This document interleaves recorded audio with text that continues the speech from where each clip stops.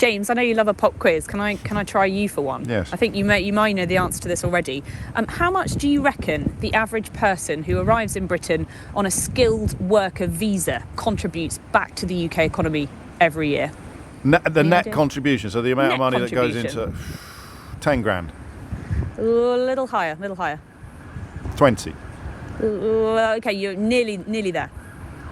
What, Shall I just tell you? Yes. The average person arriving last year on one of these skilled worker visas made a net contribution of around £16,000 300 to UK finances in their first year of being here. That's according to a new report out today from the Migration Advisory Committee. And it is really interesting, actually, because I think what it shows for Keir Starmer, who, as we've talked about repeatedly on your show and others, is that he's going to be setting himself up for a really difficult challenge about migration. Now, we know, according to the statistics that were out a couple of weeks ago, net migration reached around 900,000 a year a couple of years ago.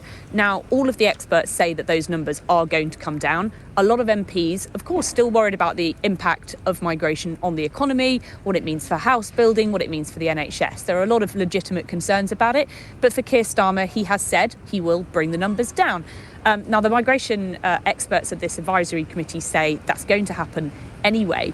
But for Keir Starmer, who obviously wants to grow the economy, and we know that this is actually more, if you're a skilled worker visa, if you come here on one of those visas, you actually contribute more to the economy than the average Brit. So that's around £14,400 a year in average for the average working British adults. That's around 15% more if you're a skilled migrant and you come here. So that's going to put up, I think, for Keir Starmer, a really difficult question. Is he prepared to grow the economy and to take more people into this country, which is what basically every single economist says is the thing that's going to continue to grow the economy? Or is he going to feel the political pressure of accepting So it's all large, about numbers. So it's migration? two different numbers, isn't it? The numbers of people and the numbers of pounds. And if you don't look after the numbers of people, then you're going to lose out on the numbers of pounds, and that will affect economic growth.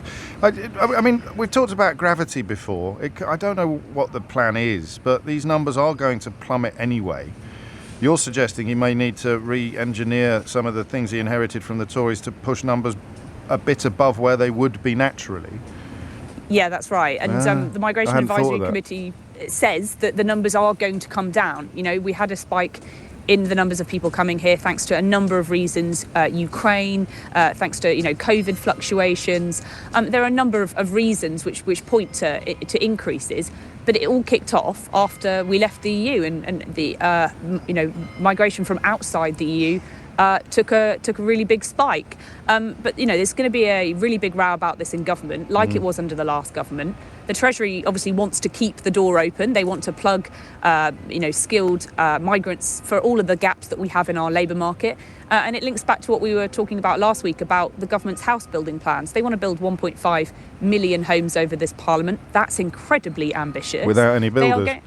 Exactly, they're going to have to rely on foreign builders to come here to build those homes. And I don't know whether that is something that Keir Starmer is prepared to accept. Now, lots of people close to him say, that he'll consider all of these things in the round. But, you and I have talked about the rhetoric that we've heard coming from the Prime Minister in the past couple of sort of weeks about that tough language from the Prime Minister and where it's come from. He seems to be leaning towards a crackdown on migration and to crack down on the numbers and to be quite harsh in his language. And I think we're going to be hearing a little bit more from him in the new year about some of those plans. And the other news today, I suppose, which could be construed as a positive, although it may reduce the chances of an interest rate cut, is that pay growth has picked up for the first time in more than a year, according to some other official figures published today. The figure for the average Brit, and I don't know that this is an entirely fair comparison, so fair play to Natasha for not making it.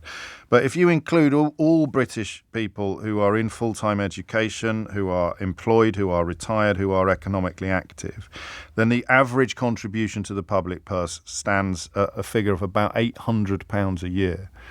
So if you divide every Brit in the country according to the financial contribution they make to the country, then you're looking at about 800 quid a year.